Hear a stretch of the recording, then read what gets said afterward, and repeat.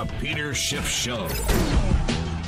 Hey, speaking about hypocrisy, I got a little sound from labor leader Jimmy Hoffa, who was railing against the rich at a rally in Ohio where he is speaking against any efforts to rein in the runaway compensation of public sector unions. And of course, to pretend you're for the public when you're for preserving the bloated pay of public sector workers, what you want to do is diminish the pay of private sector workers, because the only way that the public sector workers can be paid is by taking it out of the wages of the private sector workers. So what he's really in favor of is pay cuts for everybody who doesn't work for the government, so that we can have pay raises for everybody who does.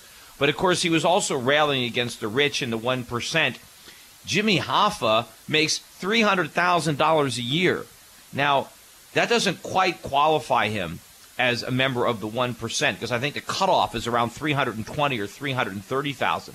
But he's right on the cusp of being in the 1%. Anyway, here is a reporter pointing out the hypocrisy. You'll see Hoffa's reaction. This is cut number 7.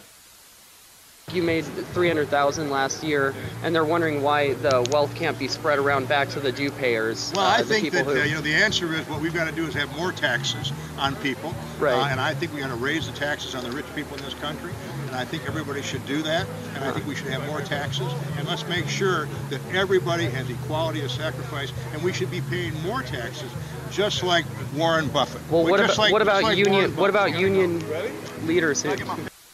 Yeah, so he has no answer. He wants to tax the rich. It doesn't realize that he is a member of the rich, yet he only wants to raise taxes on people like Warren Buffett. Again, this Warren Buffett has done such a disservice to his country by creating this false idea that he is not paying any taxes and that other wealthy people aren't. I like this reporter, though. He's continuing to bring up some of the hypocrisy. He's at a rally. Here's some sound from the same reporter at Occupy Columbus, where he points out to a protester the amount of money being made by these labor union bosses. Here he is, cut number 8.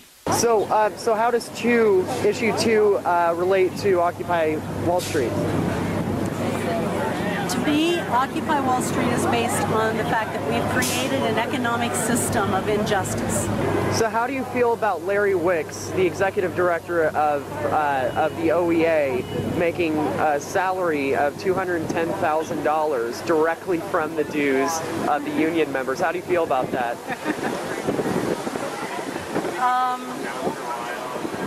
I'm sorry that he's chosen to accept that much money.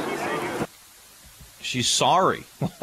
How about being outraged? How about, maybe we can have at these big Occupy Wall Street protests, how about if we protest the labor union bosses and how much money they're earning, how much money is being extracted from the rank and file without any say? A lot of these people are forced to be a part of these unions. The dues are being extracted from their pay against their will and being used to enrich the union bosses.